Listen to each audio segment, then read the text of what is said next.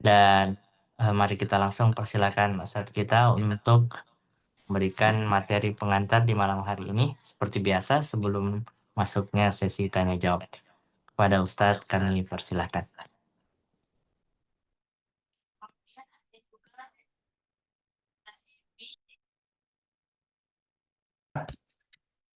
Bismillahirrahmanirrahim. Assalamualaikum warahmatullahi wabarakatuh. Waalaikumsalam warahmatullahi wabarakatuh. Alhamdulillahi rabbil alamin. Wassalatu wassalamu ala rasulihil amin. Imamil muttaqin, sayyidil anbiya'i wal mursalin, nabina Muhammadin wa ala alihi wa ashabihi ajma'in. Allahumma la sahla illa ma ja'altahu sahla wa anta taj'alul hazanata sahlata idza syi'ta. Rabbi shrah li sadri wa yassir li amri wahlul 'uqdatan min lisani yafqahu qauli, amma ba'd. Hadirin pemirsa kaum muslimin yang dimuliakan Allah Subhanahu wa taala. Alhamdulillah pada malam hari ini tiada hentinya kita bersyukur kehadirat Allah Subhanahu wa taala karena kita masih dapat melaksanakan segala aktivitas kita, termasuk pada malam hari ini kita bisa hadir dalam kegiatan konsultasi syariah yang diselenggarakan oleh Dewan Syariah Wahda Islamiyah.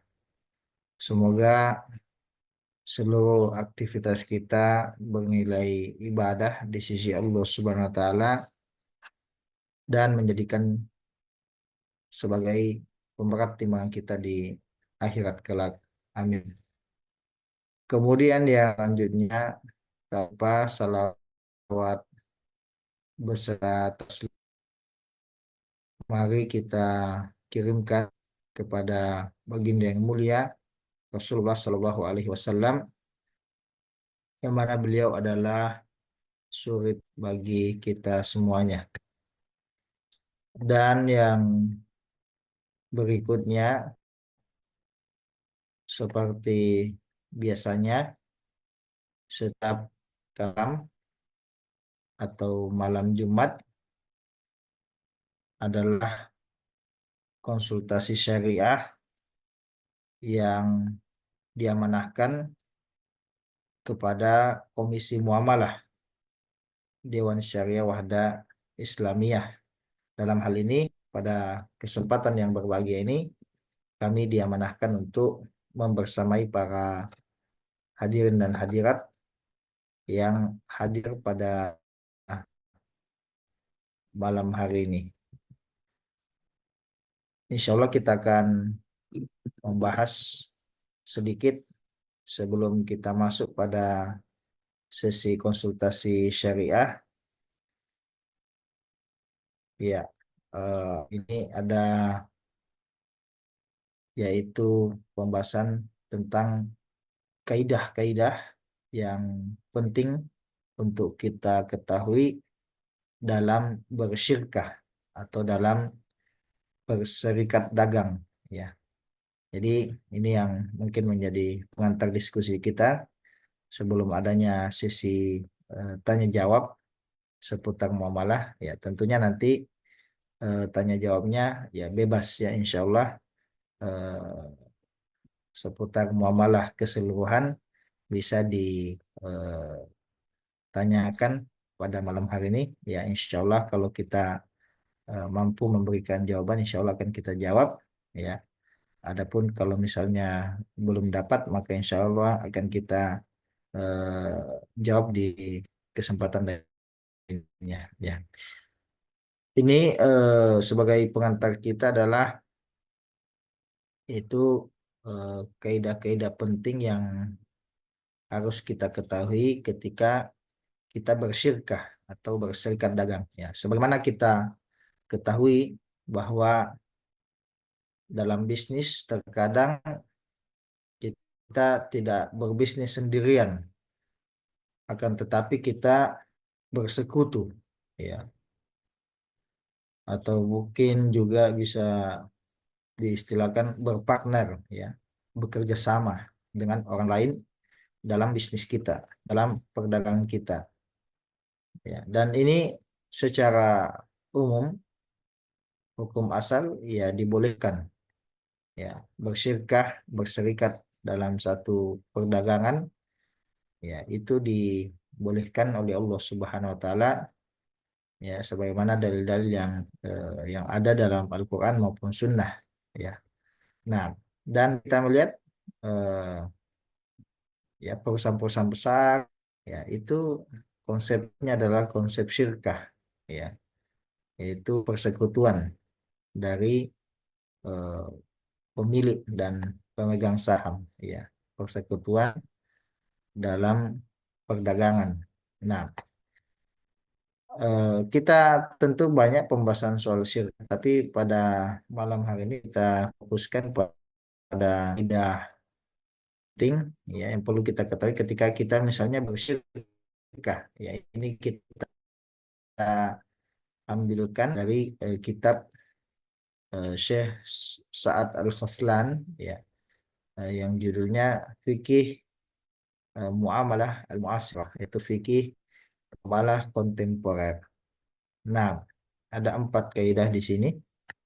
Sebelumnya host kita, mohon maaf Ustaz Amirullah, apa suara saya jelas?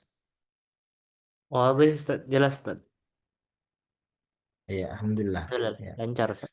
karena tadi tadi ada tulisan connection unstable, ya, koneksi tidak stabil. Tapi mudah-mudahan jelas, ya. Iya, tidak ada Baik. gitu. Nah, yang pertama, nah ini kaidah yang penting kita ketahui dalam bersyirkah, kata Syekh Sa'ad Al-Khaslan, anna ribha wal ala hasabi mattafaqu alaihi asyuraka wa ammal khasaratu atau ammal khasarata, nah, fa'ala rabbil mal. Nah, ini yang pertama. Apa artinya? Itu bahwasanya dalam bersyirkah, ya, eh, keuntungan itu dan kepemilikan, ya, kepemilikan saham, ya, jadi keuntungan dagang dan juga kepemilikan saham ala hasabi mattafaq alaihi syuraka. Itu kaidahnya eh, sesuai dengan persetujuan sekutu. Jadi kita kasih contoh saja, ya, supaya lebih jelas. Misalnya ada perusahaan, ya, syirkah, ya, dimiliki oleh 4 orang, ya, dimiliki oleh 4 orang. Nah, ya, tentu pemilik syirkah ini, ya, disebut pemegang saham, ya. Pemegang saham ini, pemilik ini, ya, itu tidak ada ketentuan khusus berapa semestinya dia memegang saham, ya. Jadi bisa saja ada satu pihak punya 50% saham di syirkah, ya. Dalam konteks tadi 4 orang pemegang saham, ada satu yang dia sebagai owner,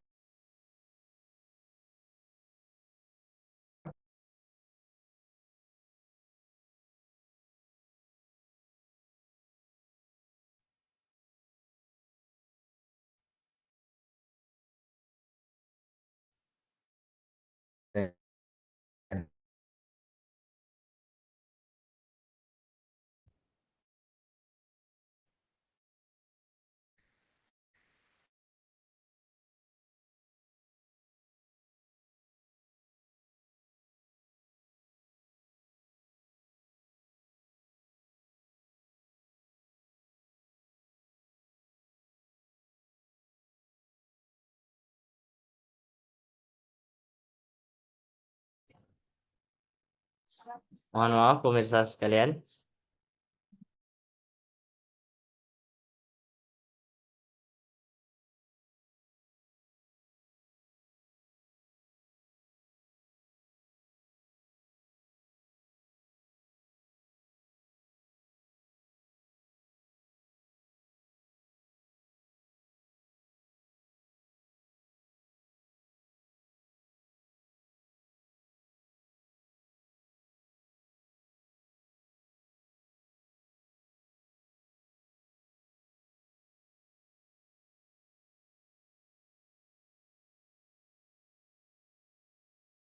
Apaan, Set?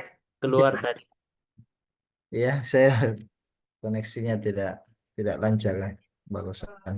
Nah, Set. Jadi, mohon maaf, berhenti di mana tadi? Perusahaan satu pihak punya 50% gitu. Oh iya, ya.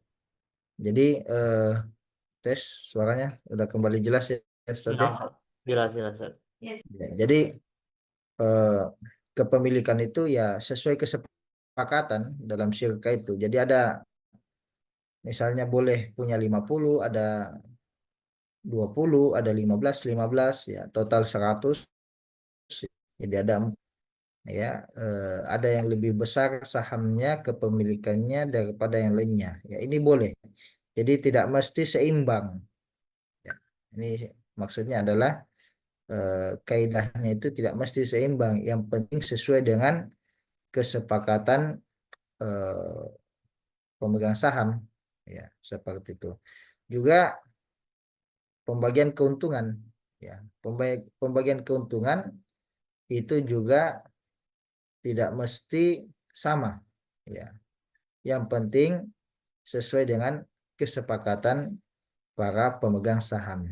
Ya, jadi tidak tidak ya dalam bersyirka itu keuntungannya sama antara sesama sekutu. Ya, nah jadi sesuai saja dengan kesepakatan masing-masing pihak. Ya, bisa ya dan ini pada umumnya biasanya pembagian keuntungan sesuai dengan porsi kepemilikan saham. Ya, jadi misalnya kalau dia pegang 50% saham, ya, maka biasanya keuntungan yang dia raih ya 50% ya dari keuntungan eh, total perusahaan ya. Kemudian yang 20% ya 20% keuntungan. Kemudian yang 15 ya 15 juga. Ya, akan tetapi eh, ini bisa juga pembagian keuntungan bahkan bila tidak berdasarkan porsi saham ya. Jadi misalnya yang pegang saham 50% ini dia katakan dan semua sepakat ya dia katakan gimana kalau keuntungan ini kita bagi rata saja 25-25% ya dan semua setuju ya. Ini juga tidak tidak mengapa ya. Jadi misalnya porsi sahamnya beda 50% ada yang satu orang kemudian ada yang 20 ada yang 15-15 ini porsi sahamnya tapi kemudian ketika pembagian keuntungan mereka sepakat dibagi rata 25% ya masing-masing pihak mendapatkan 25% ya maka ini juga boleh ya ini juga boleh inilah yang disebutkan ini an-ribaha wal milka ala hasabi mattafaqu alaihi syuraka ya bahwasanya porsi kepemilikan saham dan juga porsi pembagian keuntungan itu diserahkan pada kesepakatan seluruh sekutu ya atau mungkin istilahnya juga pemegang saham atau pemilik seperti itu. Kemudian lanjutan keadaannya wa amal khasarata fa'ala rabbil mal ya. Adapun kerugian nah, kalau kerugian ini maka yang menanggung adalah yang pemodal ya yang menanggung adalah pemodal ya. Bismillah suaranya masih jelas Ustadz Amirullah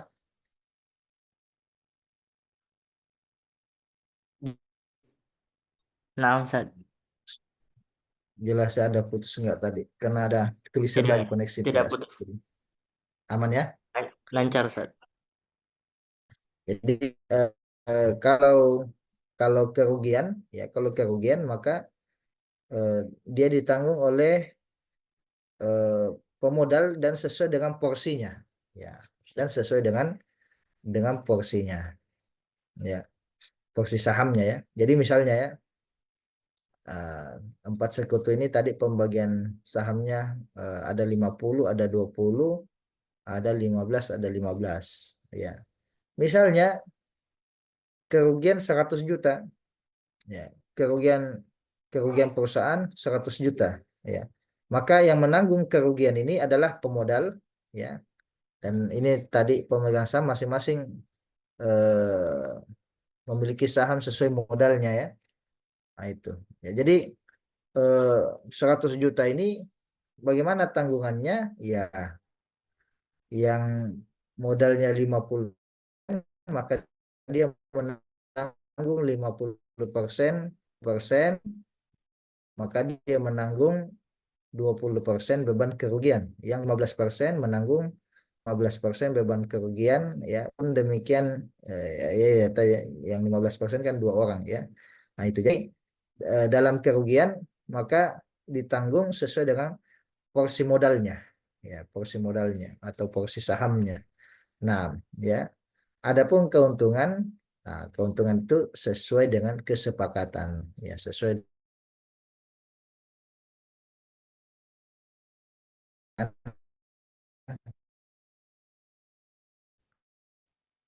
kesepakatan. Nah, mudah-mudahan bisa dipahami.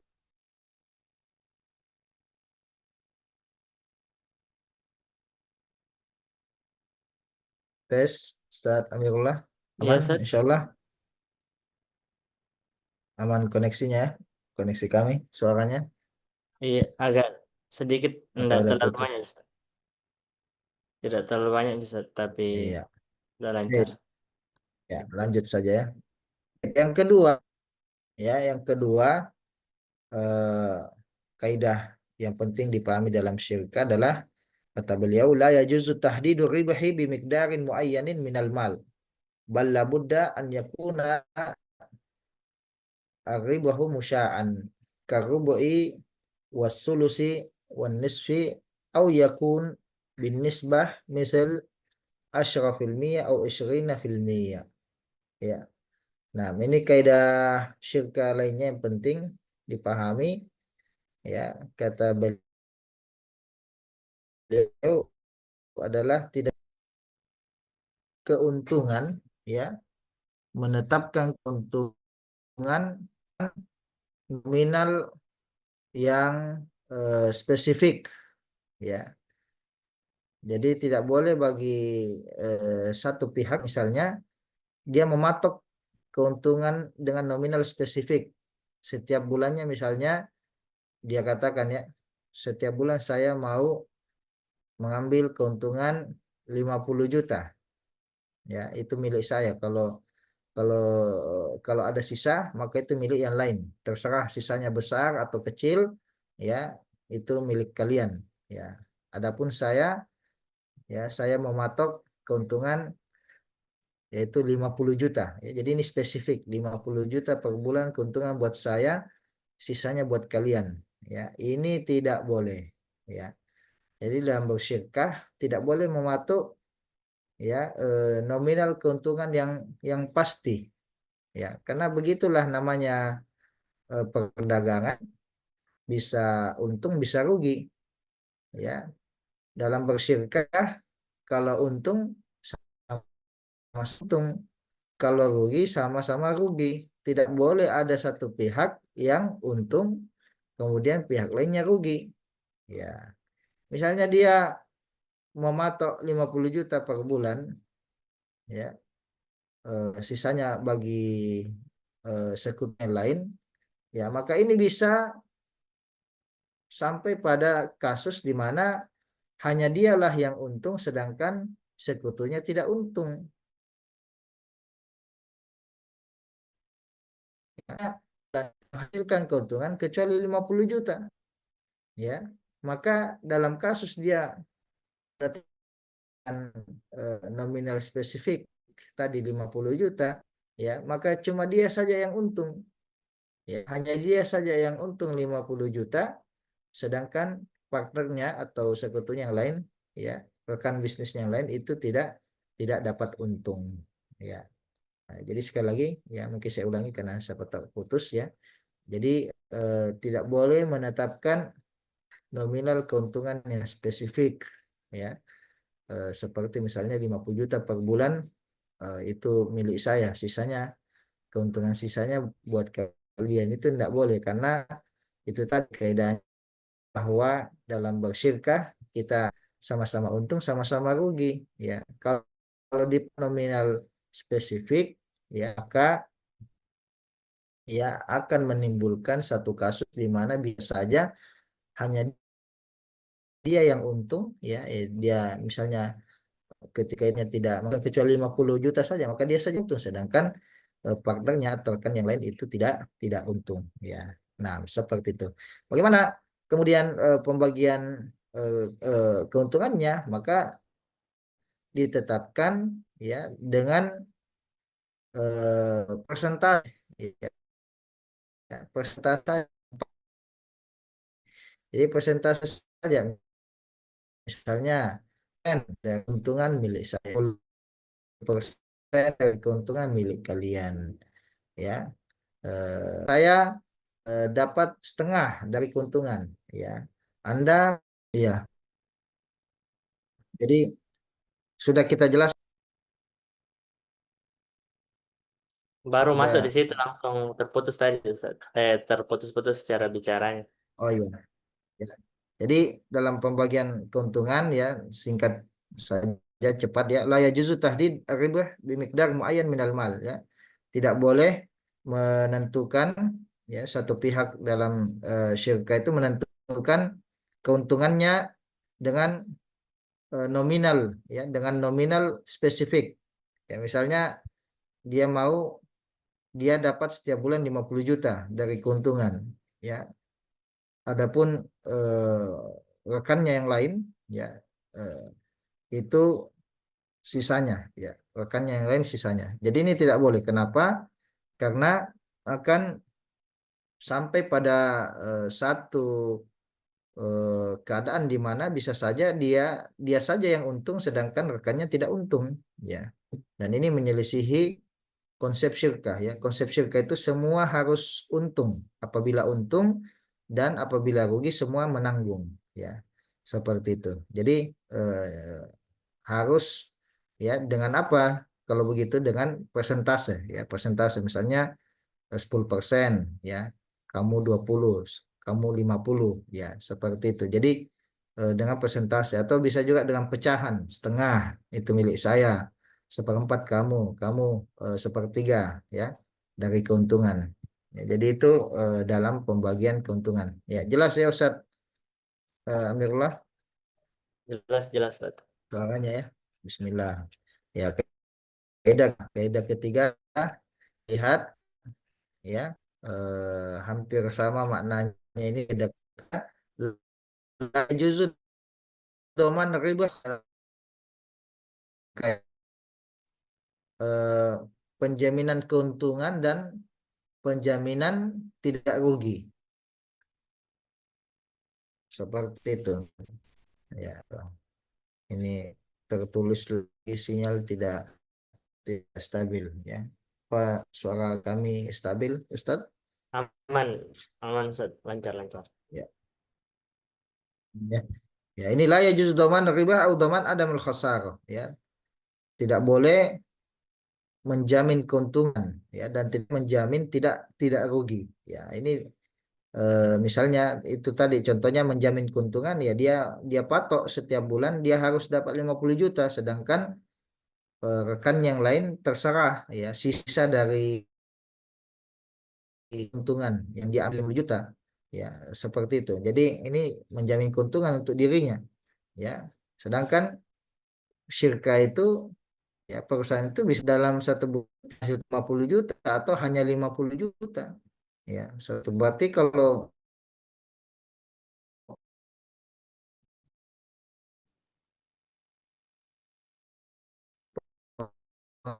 hasilkan syirka, konsep syirkah yang mana kalau untung sama-sama, kalau rugi juga sama-sama ya.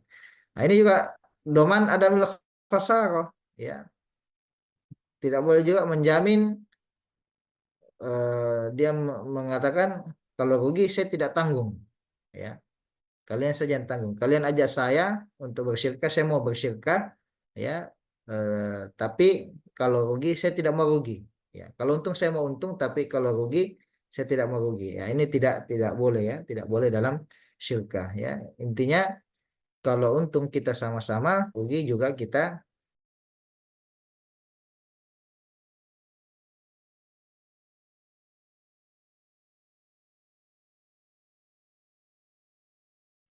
Maaf, keluar lagi ya.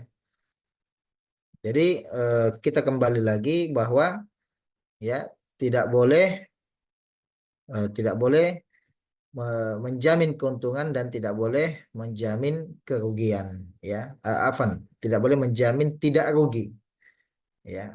Jadi tidak boleh menjamin dia harus untung ya. Adapun partnernya yang lain, rekan yang lain terserah ya. Yang penting dia untung. Ini tidak boleh ya, ya. Dan tidak boleh juga dia minta penjaminan tidak rugi ya. Dia katakan ya kalian kan yang ajak saya, jadi saya mau bersyirkah ya, tapi kalau rugi kalian yang tanggung ya, bukan saya ya. Modal saya harus terjamin ya. Nah, seperti itu. Kalau kalau rugi kalian yang tanggung ya, saya tidak menanggung. Modal saya harus terjamin ya. Kalau untung kita sama-sama ya. Bahkan dia katakan harus selalu untung sekian ya, modal sekian. Afwan, untung sekian 50 juta misalnya setiap bulan ya. Nah, ini tidak boleh. Nah, Ustadz Amirullah monitor. Ustadz Amirullah. Ya, maaf ya pemirsa, sinyal kami tidak stabil malam ini. Atau Ustadz Amirullah keluar mungkin ya. Taib. Ya, mudah-mudahan pemirsa yang lain bisa mendengarkan suara kami ya. Taib. Kita masuk kaidah yang terakhir ya. Kaidah yang terakhir adalah sebentar. Coba kita share ulang ya. Ya, kaidah yang terakhir adalah annal mala fi yadil mudharib amanah la yatmanuhu illa idza ta'adda au qassara ya. Ini khusus dalam syirkah mudharabah ya. Bahwasanya al-mudharib ya, kalau dalam mudharabah itu ada pengelola ya, ada pemodal. Ya, ini ciri khasnya mudharabah ya. Ada pemodal, ada pengelola. Yang pemodal tidak kerja ya, tapi menyertakan modal. Yang pengelola tidak menyertakan modal, tapi dia bekerja ya. Dia modal dari pemodal ya. Dalam syirkah mudharabah ya, eh, pengelola itu memegang uang pemodal dan disebutkan bahwa dia itu statusnya pemegang amanah ya, pemegang amanah.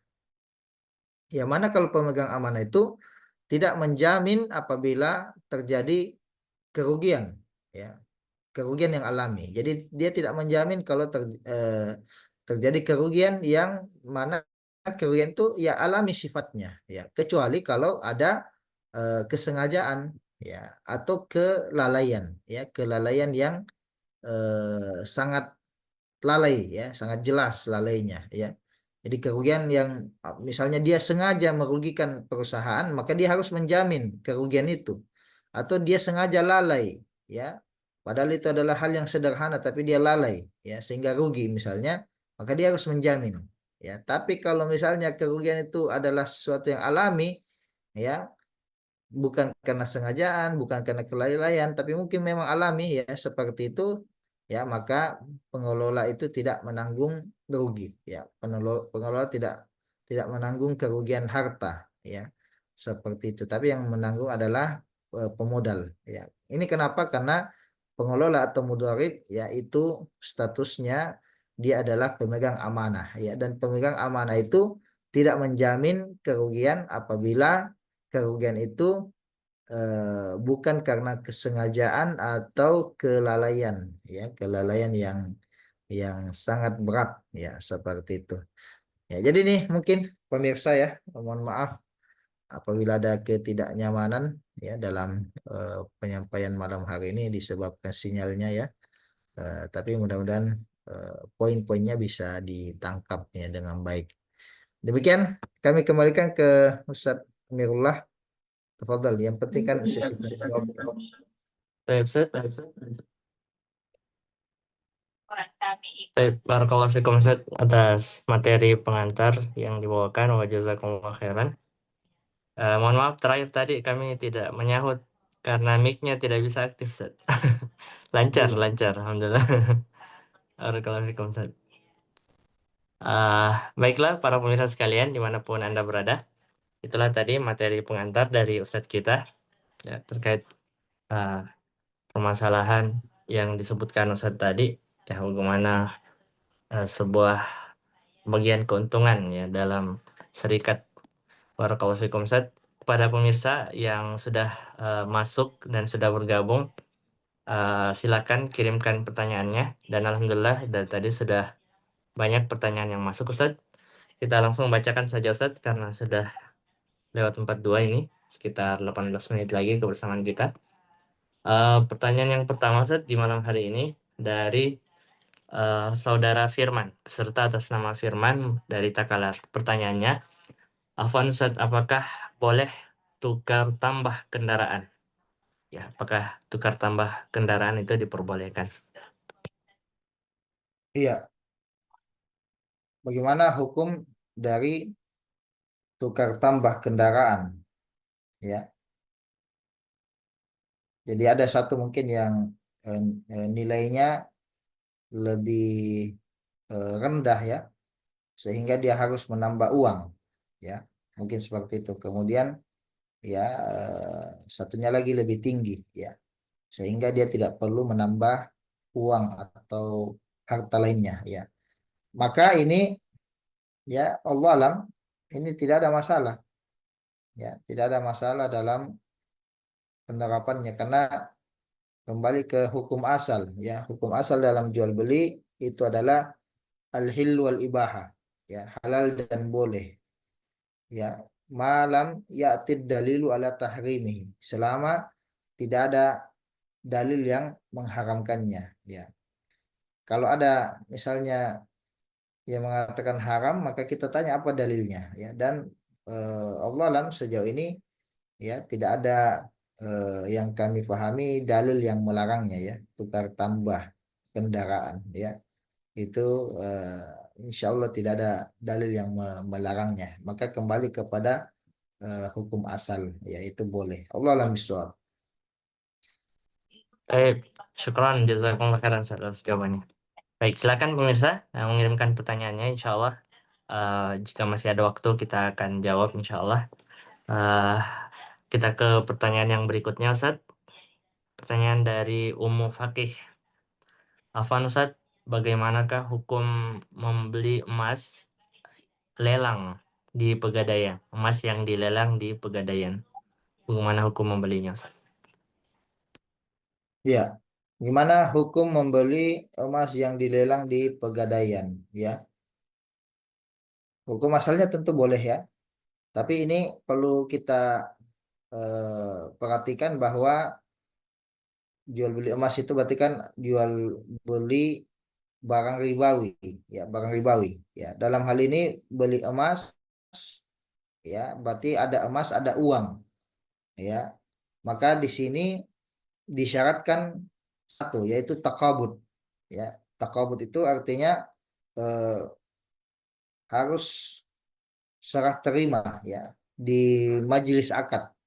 Ya, jadi tidak boleh misalnya emasnya diterima sekarang, pembayaran emasnya besok misalnya atau lusa. Ya, nah, ini tidak boleh karena masing-masing ini adalah barang ribawi yang ilatnya sama ya. Dalam riba itu ada ilat ya, ilatnya sama itu sama niat ya. Kalau dalam istilah fikihnya ya.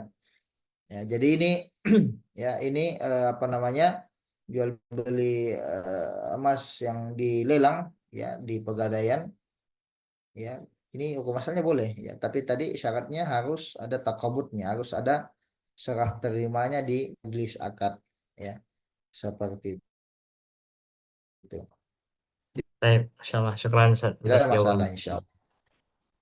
Syukran, syukran, barakallahu fikum Ustadz atas jawabannya. Semoga dipahami oleh saudara penanya tadi.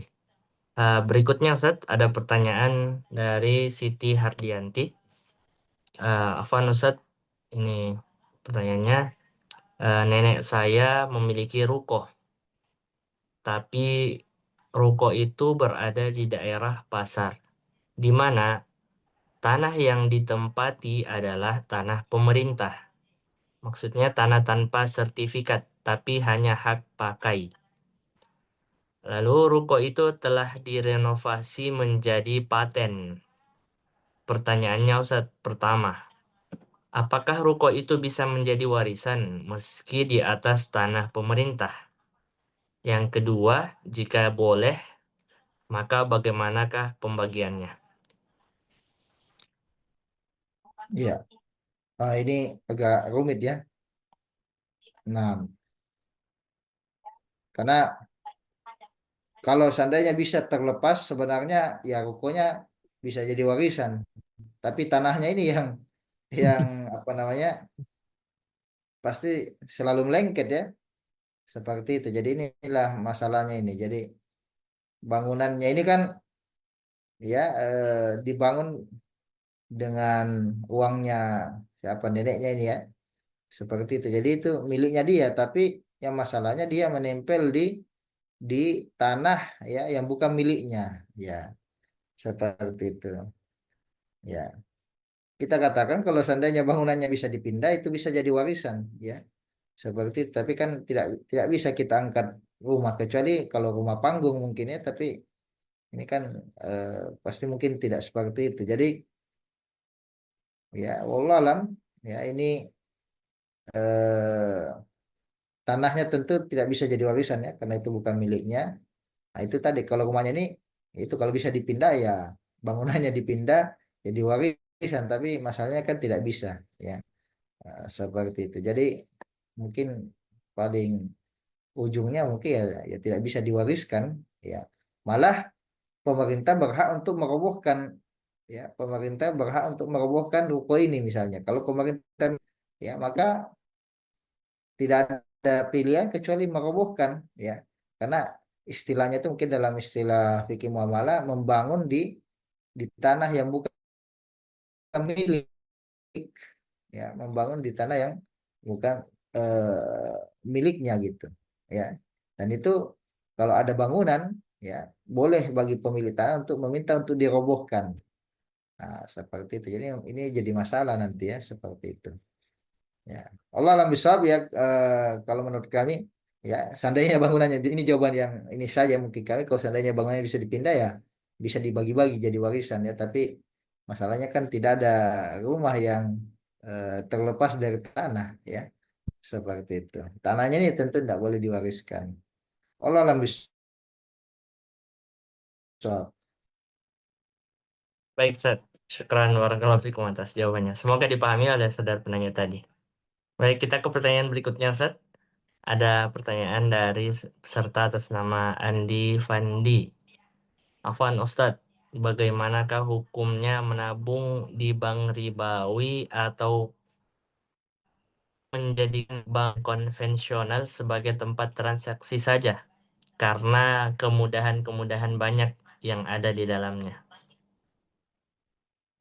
Ya,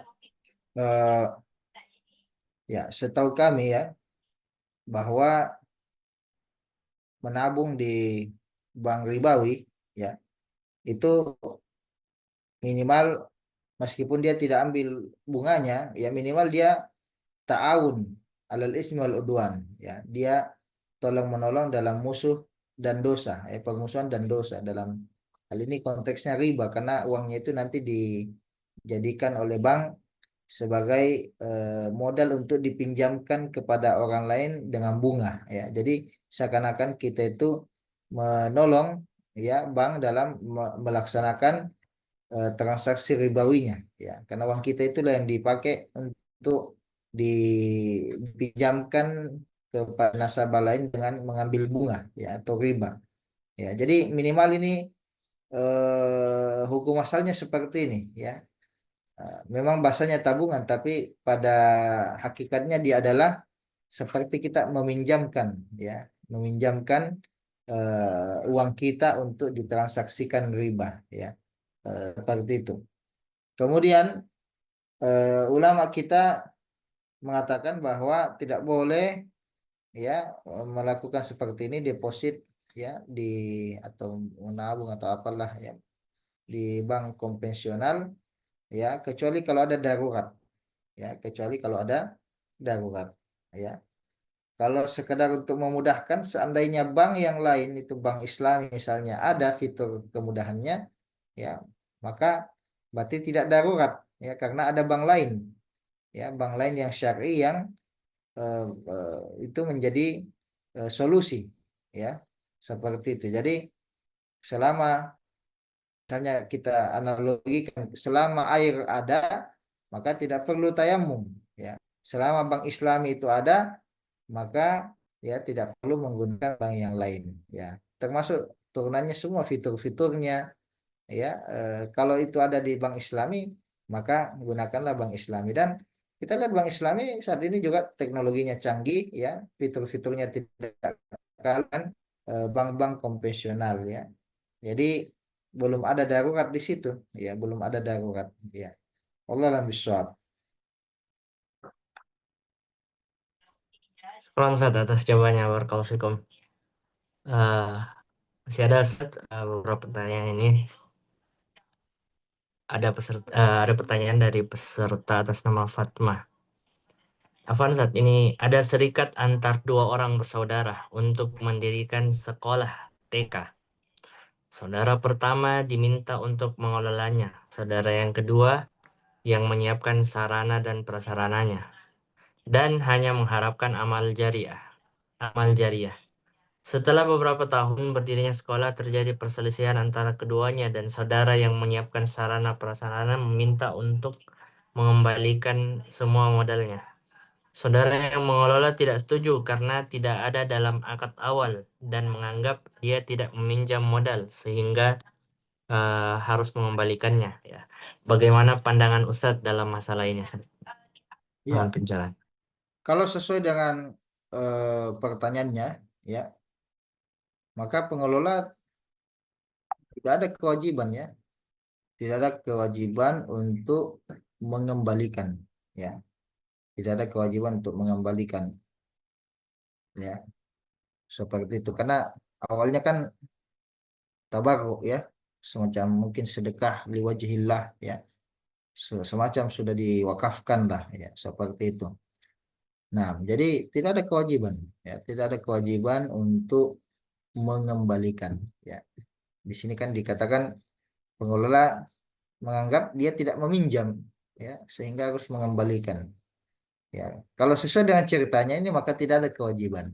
Tapi ya, daripada berselisih terus apalagi saudara ya, putus mungkin silaturahim hanya gara-gara uang misalnya, kalau barangnya masih ada ya, modalnya masih ada, kasih sajalah ya, kasih saja, balikkan saja ya, daripada putus silaturahim ya, seperti itu. Tapi kalau kita berbicara hukum fikih ya, maka akadnya kan di sini yang saya baca, yang saya pahami ya, liwajihillah, awalnya ikhlas ya, pemodalnya ini ikhlas ya, silakan dikelola ikhlas ya, dia tidak minta modalnya terjamin ya, tidak minta juga mungkin keuntungan ya. Nah, seperti ini, jadi pengelola tidak ada kewajiban ya. Tapi kalau bertengkar terus ya, maka ya seyogyanya kita hindari saja ya. Kalau barang-barangnya masih ada ya kembalikan aja ya, seperti itu. Insya Allah ada gantinya ya, Insya Allah ada gantinya ya. Dan kita nasihatkan pada orang ini yang minta kembali hartanya atau modalnya ya, itu sangat rugi lah ya.